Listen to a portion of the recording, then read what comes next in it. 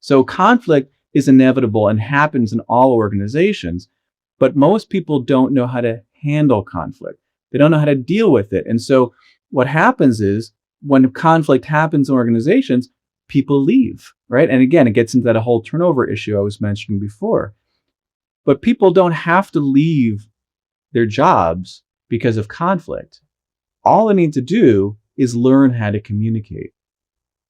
Because when they learn how to communicate, well, let me share the process of what I do, because it's a really unique process and it really works. The most important thing is for people to understand the tools of how to communicate their experience, their feelings, their frustrations, but without blame. And then being able to listen to someone without being defensive. And so I teach very specific tools of how to do that. So usually just teaching those tools, people can kind of work through their conflict by themselves. But if they try and they're needing some extra help, then I can come in and facilitate. But what I do is this: I have them use these very specific tools to talk through these really challenging and delicate conversations where oftentimes it starts and, they're hating each other. And I use that word because it's like they're so out of their skull in frustration with each other. And they can't see past that.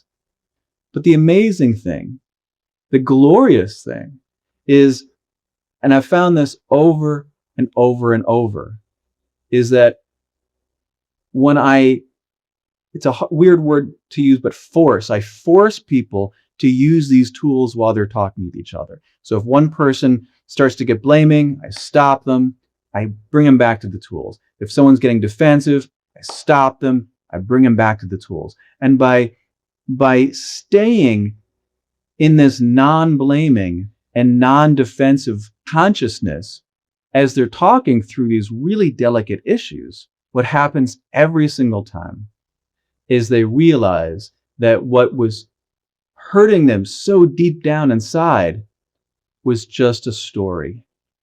It was just a misunderstanding. I mean, every once in a while, someone's being, a little bit of a jerk, and, but even if they are, being able to be confronted by someone without blame, it just drops that need to hold that ego, right? But 95% of the time, it's a misunderstanding. And, we talked about the experience of watching people at the end of these trainings go from a butterfly to a caterpillar, and how breathtaking it is. So similarly, when I'm doing a conflict resolution and people start to realize that it was all a misunderstanding, it's like these massive walls just tumble down. These massive walls of anger and hate and hurt and frustration just fall down like the Berlin Wall. And that is magnificent. And it's palpable. Like it's tangible. You can feel it. You can taste it. It's incredible. And then what they're left with is nothing in between them. And they see each other for who they are.